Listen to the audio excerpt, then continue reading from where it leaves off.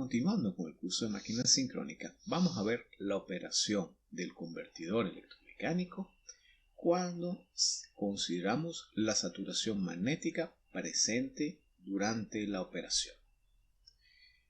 Este módulo lo vamos a dividir en distintas partes. En principio, vamos a estudiar en esta sección el comportamiento en régimen permanente del convertidor considerando la saturación magnética. Vamos a analizar los esquemas de control de velocidad, tanto vectorial como escalar, de la máquina sincrónica.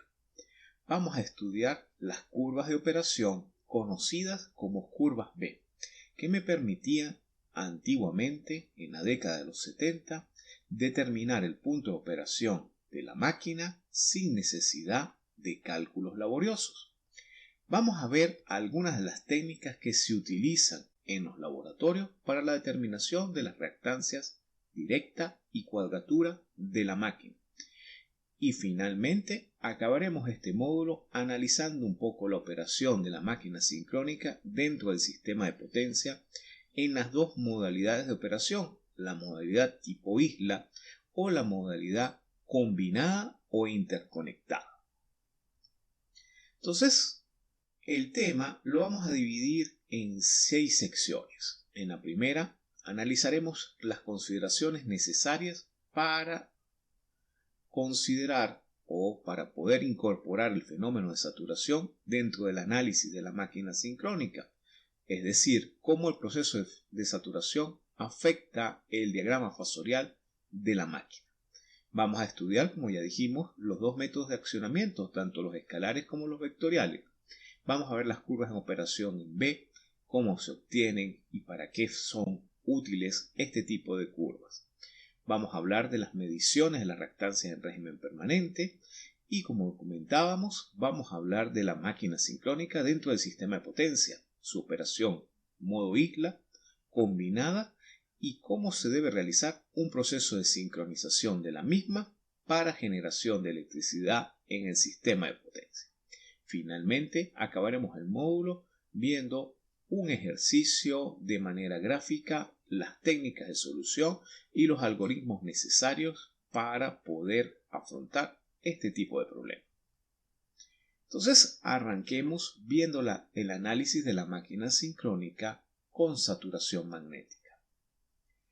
Entonces, la saturación, como su nombre bien lo indica, es el fenómeno por el cual el acero magnético no se comporta lineal. En la lámina vemos la característica de vacío de la máquina sincrónica, la cual se obtiene en vacío girando la máquina a su velocidad sincrónica e incrementando la corriente de campo y viendo la tensión en armadura. Como la máquina se encuentra en vacío, la tensión de armadura es equivalente a la tensión interna o a la fuerza electromotriz interna del convertidor. Entonces, cuando el material magnético de la máquina se satura, la relación entre la corriente IF y el enlace de flujo de esta corriente, es decir, lambda F, no es lineal. La característica de fuerza electromotriz producida por el flujo de campo tampoco con respecto a la corriente de campo. Las máquinas sincrónicas operan normalmente en puntos ubicados por encima del codo de saturación. Y aquí lo podemos ver que el codo de saturación se alcanza alrededor de 0.8 por unidad de la tensión interna. Y es necesario analizar el comportamiento del convertidor en el proceso de saturación. Fíjense que a diferencia de las otras máquinas eléctricas que hemos estudiado en los cursos de conversión de energía pasados, la máquina sincrónica trabaja en régimen saturado, a diferencia de la máquina de inducción o la máquina de continua, donde buscábamos trabajar cerca del codo de saturación, pero no dentro del codo de saturación. Entonces, el nivel de saturación de la máquina afecta las permeanzas del circuito magnético y, por tanto, sus correspondientes inductancias o reactancias, si la vemos desde el punto de vista del modelo de régimen sinusoidal permanente. La característica de magnetización o curva de vacío suministra la información necesaria para corregir las reactancias en cada punto de operación.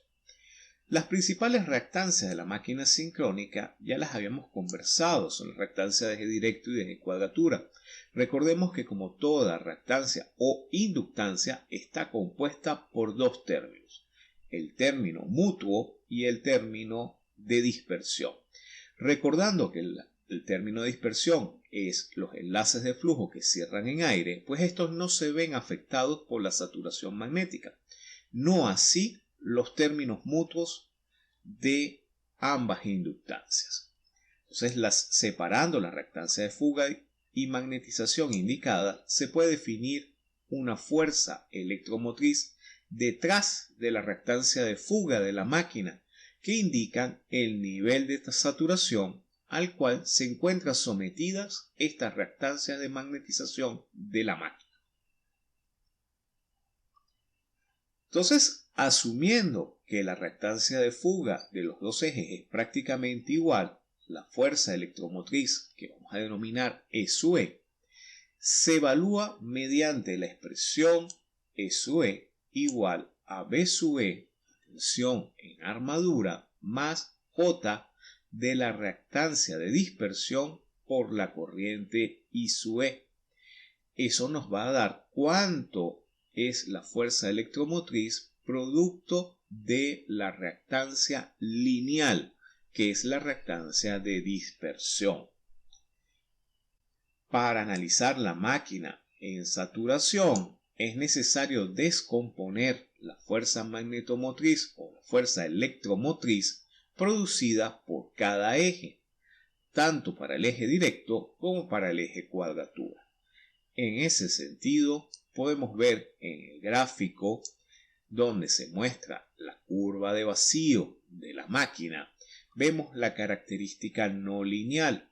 Esa característica no lineal la podemos linealizar tomando la derivada de la característica evaluada en el punto de cero corriente, con lo cual vamos a obtener lo que se conoce como característica lineal de magnetización.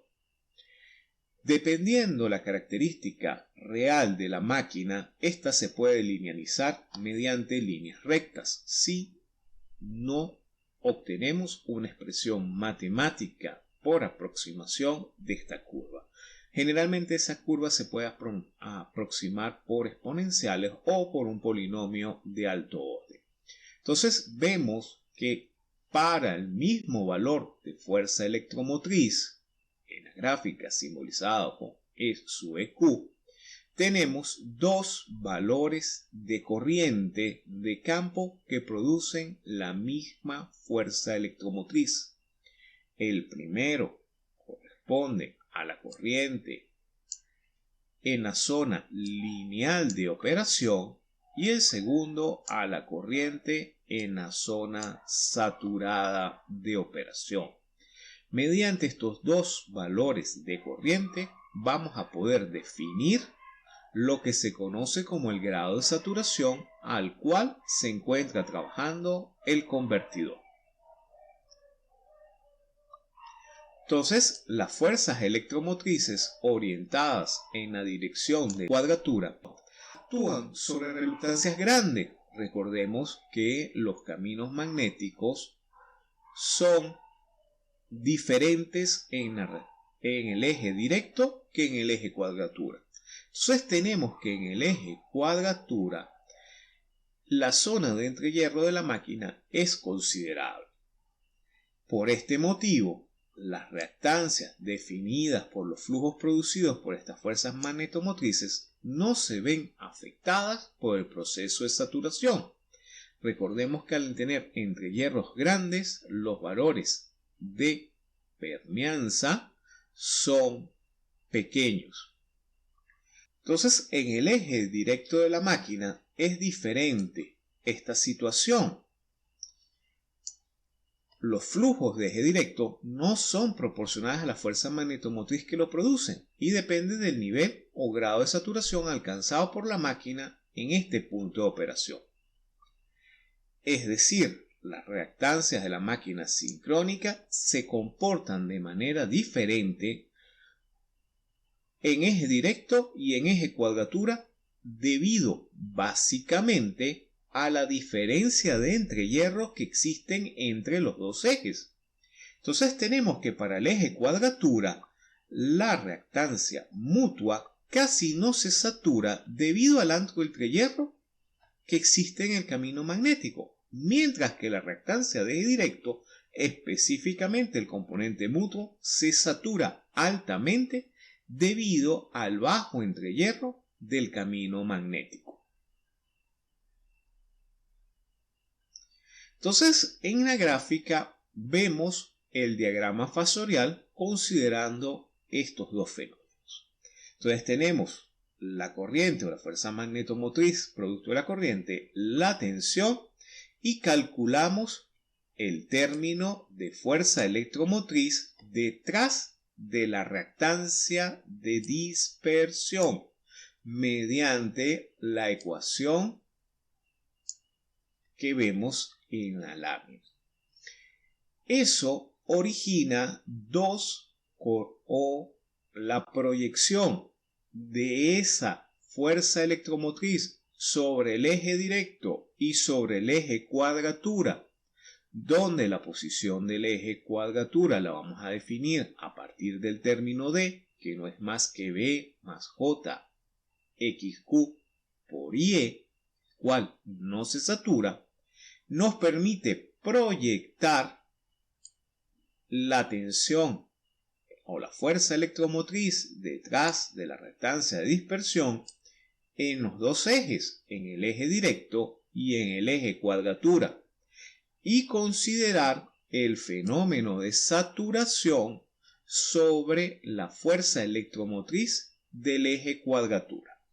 Como ya lo habíamos comentado en la lámina pasada, para esta fuerza electromotriz vamos a tener dos puntos de operación de corriente, uno para la característica lineal y uno para la característica no lineal. El cociente de esos dos corrientes me permiten definir el grado de saturación magnética al cual está sometido el eje directo. De esa forma podemos corregir el valor de la reactancia de eje directo en función del grado de saturación y de los valores de reactancia y de reactancia de dispersión del eje, es decir, en función de la mutua y de la dispersión. Y me permite calcular la fuerza electromotriz considerando la saturación al corregir la reactancia de eje directo. Eso permite obtener la fuerza electromotriz considerando la saturación del eje.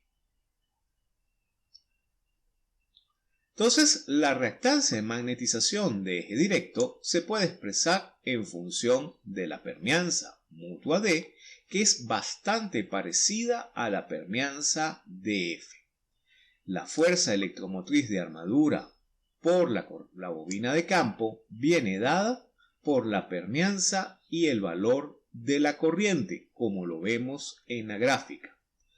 Al considerar la saturación, tenemos nuevamente la definición del coeficiente de saturación como el cociente entre la permeanza lineal y saturada, que es directamente proporcional a los valores de corriente saturada y corriente lineal. El término de saturación o el coeficiente o grado de saturación lo vamos a simbolizar con la letra S. Reemplazando la expresión obtenida, se obtiene la reactancia de magnetización saturada corrigiendo el término mutuo de la reactancia de dispersión, de eje directo, considerando el grado de saturación. La expresión anterior indica que la reactancia de magnetización es menor que la reactancia de magnetización lineal, debido a que el grado de saturación siempre es mayor o igual que la unidad. La reactancia de saturación total del eje directo se calcula añadiendo a la reactancia saturada la reactancia de fuga. Entonces se puede calcular la reactancia saturada a partir de la reactancia mutua lineal corregida por el grado de saturación más la dispersión, quedándonos final el término que normalmente vamos a utilizar en la práctica, que es que XD saturado es 1 sobre S de XD lineal más S menos 1 sobre S de la X de dispersión. Entonces, conocidas las reactancias de la máquina en el punto de operación, tanto saturada y sabiendo que la reactancia de eje cuadratura saturada es igual a la reactancia de cuadratura en la zona lineal, es posible construir el diagrama Fasor en condición de saturación, para lo cual vamos a primero calcular la tensión detrás de la reactancia, la fuerza electromotriz detrás de la reactancia. Vamos a hacer su proyección sobre el eje cuadratura y a partir de ese valor de fuerza electromotriz equivalente de cuadratura, vamos a calcular de la característica lineal y no lineal las corrientes necesarias para obtener esa fuerza electromotriz, y de el conocimiento de esas dos corrientes calculamos el coeficiente de saturación. Con el coeficiente de saturación corregimos la reactancia de eje directo y a partir de este dato, con la ecuación del diagrama Fasor, calculamos la fuerza electromotriz de campo saturada. Conocida la fuerza electromotriz producida por el campo, es posible calcular la corriente de campo necesaria a partir del conocimiento del grado de saturación, de la reactancia y de la corriente. Por tanto, la EF saturada es igual a la E equivalente por la corriente de campo sobre la corriente saturada. Eso es lo que vemos en la gráfica, que se define como la característica de carga de la máquina sincrónica. Entonces, del análisis de la saturación de la máquina, si nos encontramos en una máquina de rotor liso, presenta un gran inconveniente, debido a que los dos caminos magnéticos presentan el mismo entrehierro, es decir, que el fenómeno de saturación en las máquinas de rotor liso se presenta tanto en eje directo como en eje cuadratura. En las máquinas de polos salientes, la reactancia de eje cuadratura no se satura debido a que en este eje la reluctancia es muy grande. En los rotores lisos este hecho es diferente y la reactancia en cuadratura también se satura. Si la reactancia está saturada, el grado de saturación depende del punto de operación y no es posible evaluar directamente el valor de la reactancia sin determinar previamente la posición del eje cuadratura. Recordemos que para determinar la posición del eje cuadratura necesito calcular la caída de tensión en la reactancia de cuadratura por la corriente del estator. Entonces, como la posición es indeterminada, se utiliza un proceso iterativo para localizar el eje. Es decir, debo repetir el procedimiento que hicimos para saturar el eje directo en el eje cuadratura. Y cada proceso, cada iteración de saturación del eje cuadratura va a conllevar una saturación del eje directo. Entonces el proceso hay que hacerlo iterativamente hasta lograr converger, es decir, que el grado de saturación inicial supuesto en los dos ejes sea igual al grado de saturación final después de la iteración matemática. Normalmente, en la década pasada se utilizaba lo que se conoce como el triángulo de Poitiers para poder analizar el proceso de saturación de la máquina sincrónica. El triángulo de Poitiers permite determinar la característica de saturación a partir de la característica de vacío, dado que hay una relación directa en forma triangular entre la característica de vacío, señalado en azul, y la característica de carga a factor de potencia 0, es decir, con carga netamente inductiva. Eso permite que la caída de tensión entre una curva y otra, que se conoce como la característica de saturación de carga, fuera constante y permite la representación de lo que más tarde se conocería como el triángulo de Poitiers para poder determinar la característica de saturación. Hoy en día esta técnica ya no se encuentra en uso y se prefiere utilizar la corrección por grado de saturación que plantea la IEEE a mediados de la década de los 80, en donde este proceso es más correcto para el cálculo de la saturación magnética. Con este punto terminamos esta primera parte de los videos correspondientes al módulo de operación con saturación, donde vimos cómo se realiza el proceso del cálculo del grado de saturación magnética para poder corregir la reactancia de eje directo, que en el caso de una máquina de rotor liso el proceso de saturación es aún más complicado, puesto que se saturan tanto eje directo como eje cuadratura y el proceso de solución tiende a ser iterativo.